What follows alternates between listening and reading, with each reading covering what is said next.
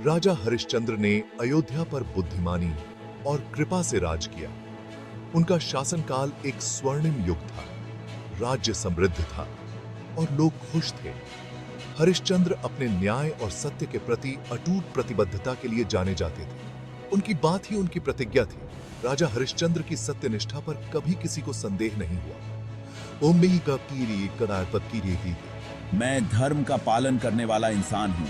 मैं अपने कर्तव्यों का पालन पूरी निष्ठा से करता हूँ। मेरा हृदय पवित्र है और मेरे इरादे नेक हैं। देवता अयोध्या पर प्रसन्न थे। भूमि उपजाऊ थी, फसलें भरपूर होती थीं और लोग स्वस्थ थे। हरिश्चंद्र का शासन सभी के लिए एक मिसाल था। एक दिन राजा अपने दरबार में अपने प्रजा की फरियाद सुन रहे थे। अचानक दरबार में सन्नाटा छा गया। एक तेजस्वी व्यक्ति का प्रवेश हुआ। वो थे महर्षि विश्वामित्र, जो अपने उग्र स्वभाव और सच्चाई के प्रति अटूट पालन के लिए जाने जाते थे। विश्वामित्र की उपस्थिति सम्मान का आदेश देती थी। सबने सिर झुका लिया। हरिश्चंद्र अपने सिंहासन से उठे और ऋषि का विनम्रता पूर्वक स्वागत किया और उन्हें सम्मान की जगह दी। विश्वामित्र ने राजा का आतिथ्य स्वीकार किया, लेकिन उनके चेहरे पर गंभीरता थी। विश्वामित्र का आगमन कोई संयोग नहीं था। देवताओं ने उन्हें हरिश्चंद्र की परीक्षा लेने का काम सौंपा था। राजा की प्रतिष्ठा स्वर्ग तक पहुंच चुकी थी। क्या वह वास्तव में उतने ही सच्चे थे जितना कहा जाता है? स्वप्न में आपने मुझे दक्षिणा देने का वादा किया था। यह एक अरश्य को दिया जाने वाला पारंपरिक उपहार है। हरिश्चंद्र ध्यान से सुन रहे थे। उन्हें ऐसा कोई सपना याद नहीं था। फिर भी उन्होंने संकोच नहीं किया। मैं अपनी बात का पक्का हूँ। मैं अपनी प्रतिज्ञा पूरी करने की कसम खाता हूँ। दरबार ने आश्चर्य से देखा। यह राजा की सत्यनिष्ठा की परीक्षा थी। क्या वह अपने वचन का सम्मान करेंगे, भले ही इसका मतलब बहुत बड़ा बलिदान क्यों न हो? विश्वामित्र मुस्कुराए। उन्हें इससे कम की उम्मीद नहीं थी। मुझे अकल्पनीय मूल्य की दक्षिणा चाहिए। मुझे तुम्हारा पूरा राज्य चाहिए। दरबार हाँफ गया। यह उनकी कल्पना से परे एक परीक्षा थी। हरिश्चंद्र का हृदय डूब गया। उनका राज्य, उनका धन, उनकी शक्ति, उनके पास जो कुछ भी था, उन्हें सब कुछ त्यागना पड़ा। लेकिन उन्होंने अपनी बात रखी थी। वह इससे पीछे नहीं हटेंगे। ही मैंने अपनी बात दे दी है। इसका सम्मान करने के लिए मैं सब कुछ त्याग दूंगा। हरिश्चंद्र ने अपनी प्रजा को संबोधित करते हुए उन्हें अपने वचन के बारे में बताया। उनकी प्रजा हैरान रह गई और उनसे पुनर्विचार करने की भीख मांगी। लेकिन हरिश्चंद्र दृढ़ थे। उसने अपना राज्य विश्वामित्र को दे दिया। उसने अपने शाही वस्त्र उतार दिए, अपने रत्न और यहां तक कि अपने रथ और घोड़े भी दे दिए। उसके पास अपनी पीठ पर लगे कपड़ों के सिवा कुछ नहीं बचा था। हरिश्चंद्र, उनकी प्यारी पत्नी रानी तारामती और उनका छोटा बेटा रोहिताश्व महल छोड़कर चले गए। वे अब साधारण नागरिक थे। वे नगर के फाटकों से बाहर निकल गए। उनका भविष्य अनिश्चित था, लेकिन हरिश्चंद्र ने अपना सिर ऊंचा रखा। उसने अपनी बात रखी थी। भाग 4, निर्वासन और कठिनाई। एक परिवार की किस्मत। जंगल महल से बिल्कुल अलग था। यह घना और रहस्यमय था, जहां हर कदम पर खतरा था। शाही जीवन के सुख चले गए थे। अब उनके पास न तो आरामदायक बिस्तर थे और न ही स्वादिष्ट भोजन। हरिश्चंद्र, शैव्या और रोहित को अपना बचाव स्वयं करना पड़ा। वे एक दूसरे का सहारा बने रहे। उन्हें भूख, प्यास और खतरे का सामना करना पड़ा। जंगल में जीवित रहना आसान नहीं था। हमें मजबूत रहना चाहिए। यह कठिन समय भी बीत जाएगा।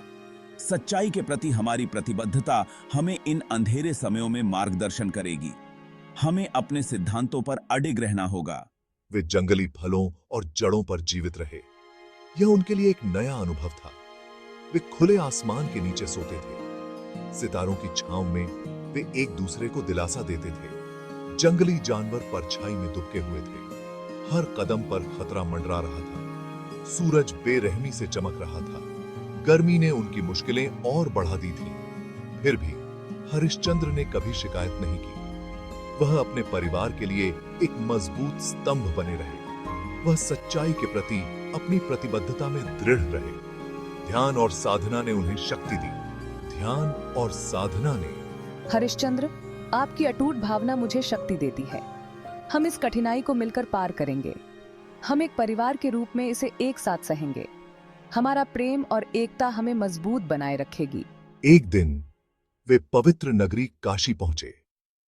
यह तीर्थ स्थल था जहां लोग अपने पाप धोने आते थे। लोग यहां अपने पाप धोने आते थे, गंगा के पवित्र जल में स्नान करते थे। लेकिन हरिश्चंद्र के लिए काशी में एक अलग ही नियति थी। उसे एक नई राह चुननी थी। उसे जीवन यापन करने का कोई न कोई रास्ता खोजना था। काशी में रोजगार के अवसर सीमित थे। उसे अपने परिवार का भरण पोषण करना था। यह मेरी की है। यह एक बड़ी जिम्मेदारी थी। मैं हमारे लिए जो कुछ भी करना होगा करूंगा। हमें एक दूसरे पर विश्वास रखना होगा। हमें उम्मीद नहीं खोनी चाहिए। यह समय भी बीत जाएगा। उन्होंने एक ब्राह्मण से संपर्क किया। ब्राह्मण ने उनकी स्थिति को समझा। उसने खुद को नौकर के रूप में पेश किया। यह उनके लिए एक नया अनुभव था, लेकिन किस्मत को हरिश्चंद्र के लिए कुछ और ही मंजूर था। उसे एक कठिन निर्णय लेना था। ब्राह्मण ने उसे श्मशान घाट की ओर निर्देशित किया। यह एक कठिन और चुनौतीपूर्ण कार्य था। वह वहां काम कर सकता था, मृतकों के अंतिम संस्कार में सहायता कर सकता था। यह उसकी नई जिम्मेदारी थी। भाग 5। आस्था की परीक्षा। श्मशान घाट पर सत्यनिष्ठा।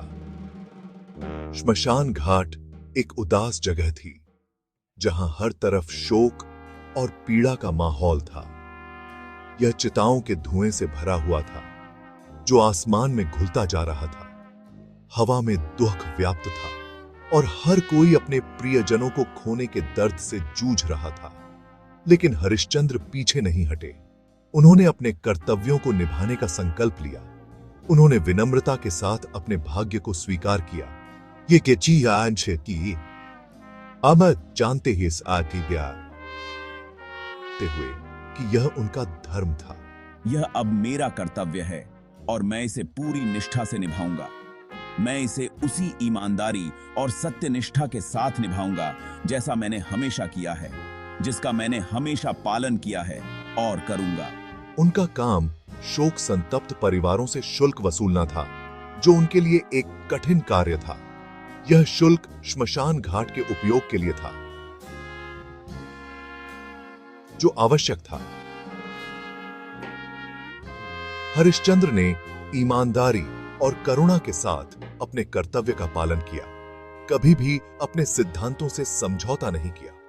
उसने कभी भी उससे ज्यादा नहीं लिया जो उसका हक था, और हमेशा न्यायपूर्ण रहा। मैं आपके दर्द को समझता हूं और मैं आपकी स्थिति से वाकिफ हूं, लेकिन नियमों का पालन करना होगा, क्योंकि यह हमारी जिम्मेदारी है। कृपया जो कुछ भी आप कर सकते हैं उसे लाएं, ताकि हम प्रक्रिया को आगे बढ़ा सकें। बाहें। एक दिन एक महिला श्मशान घाट पर आई। उसकी आंखों में आंसू थे। वह अपने बेटे के बेजान शरीर को ले जा रही थी, जो उसकी दुनिया था। उसका दिल टूट गया था और वह गहरे शोक में थी। उसके पास फीस देने के लिए पैसे नहीं थे और वह असहाय महसूस कर रही थी। उसने हरिश्चंद्र से अपने बेटे का दाह संस्कार करने की भीख मांगी। उसकी आवाज में दर्द था। मैं आपकी दुर्दशा से बहुत दुखी हूं और मैं आपकी मदद करना चाहता हूं, लेकिन मैं नियम नहीं तोड़ सकता, क्योंकि यह हमारे सिद्धांतों के खिलाफ है। प्रतीकात्मक भुगतान के रूप में कुछ भी लाओ, ताकि हम प्रक्रिया को पूरा कर सकें। पियो। हाँ। महिला हताश थी और उसकी आंखों में निराशा थी। उसके पास दुनिया में अपनी साड़ी के अलावा और कुछ नहीं बचा था, जो उसकी आखिरी संपत्ति थी। उसने शुल्क के रूप में अपनी साड़ी का एक टुकड़ा देने की पेशकश की, जो उसके लिए बहुत मूल्यवान था। हरिश्चंद्र ने भारी मन से इसे स्वीकार कर लिया, यह जानते हुए कि यह उसकी आखिरी संपत्ति थी। आपके बेटे को शांति मिले और मैं प्रार्थना करता हूं कि आपका दुख कम हो। मैं प्रार्थना करता हूं कि आपका दुख कम हो और आपको शांति मिले। भाग 6 दुहक का आलिंगन। एक बेटे का जाना। यह कहानी एक परिवार के अटूट प्रेम और विश्वास की है। श्मशान घाट पर जीवन चलता रहा। हर दिन एक नई चुनौती लेकर आता था। दिन महीनों में बदलते गए। समय का पहिया निरंतर घूमता रहा। हरिश्चंद्र ने अटूट विश्वास के साथ अपनी कठिनाइयों को सहा। उनके धैर्य की परीक्षा ली जा रही थी, लेकिन किस्मत ने उनके लिए एक और क्रूर मोड़ रखा था। ऐसा इबिस का है जो उनके जीवन को हमेशा के लिए बदल देगा। हमने बहुत कुछ झेला है, फिर भी हमें मजबूत बने रहना चाहिए। यह समय भी बीत जाएगा। देवता हमारी परीक्षा ले रहे हैं। हमें अपने विश्वास को बनाए रखना होगा। उनका बेटा रोहित बीमार पड़ गया। उसकी हालत दिन ब दिन बिगड़ती जा रही थी। वह हर गुजरते दिन के साथ कमजोर होता गया। शैव्या व्याकुल थी। उसकी चिंता बढ़ती जा रही थी। उसने पहले ही बहुत कुछ सहा था। अब एक और दुख का सामना करना पड़ा। अब उसे अपने बेटे को खोने की आशंका का सामना करना पड़ा। यह विचार ही उसे तोड़ रहा था। हे हरिश्चंद्र, हमें और क्या सहना होगा? यह दुख कब खत्म होगा? हमारा बेटा, वह हमसे दूर जा रहा है। हम उसे बचाने के लिए कुछ भी करने को तैयार हैं। हरिश्चंद्र ने अपने बेटे को बचाने की हर संभव कोशिश की। उसने कोई कसर नहीं छोड़ी। उसने देवताओं से प्रार्थना की। उसने अपनी पूरी श्रद्धा से विनती की। उसने चिकित्सकों से मदद मांगी। हर उपाय आजमाया गया, लेकिन कुछ काम नहीं आया। हर प्रयास विफल रहा। रोहित की हालत बिगड़ती गई। उसकी सांसें धीमी हो रही थीं। हे देवताओं, मेरे बेटे को बख्श दो। उसकी जिंदगी की भीख मांगता हूं। मैंने सब कुछ त्याग दिया है, लेकिन उसे मुझसे दूर मत करो। यह मेरी आखिरी विनती है। अंत में अपरिहार्य हुआ। वह क्षण आ गया जिसका डर था। रोहित ने अपने पिता की बाहों में अंतिम सांस ली। वह हमेशा के लिए चला गया। पिता, माँ, मैं आप दोनों से प्यार करता हूँ। आप हमेशा मेरे दिल में रहेंगे। अब आराम करो मेरे बेटे। तुम्हारी यादें हमारे साथ रहेंगी। तुम हमेशा हमारे दिलों में रहोगे। तुम्हारी जगह कोई नहीं ले सकता। उस क्षण हरिश्चंद्र और शैव्या का दिल टूट गया, लेकिन उनकी आत्मा अटूट रही। उनका प्रेम और विश्वास अडिग था। उन्होंने विश्वास और प्रेम की अंतिम परीक्षा को सहन किया था। उनका बंधन और भी मजबूत हो गया।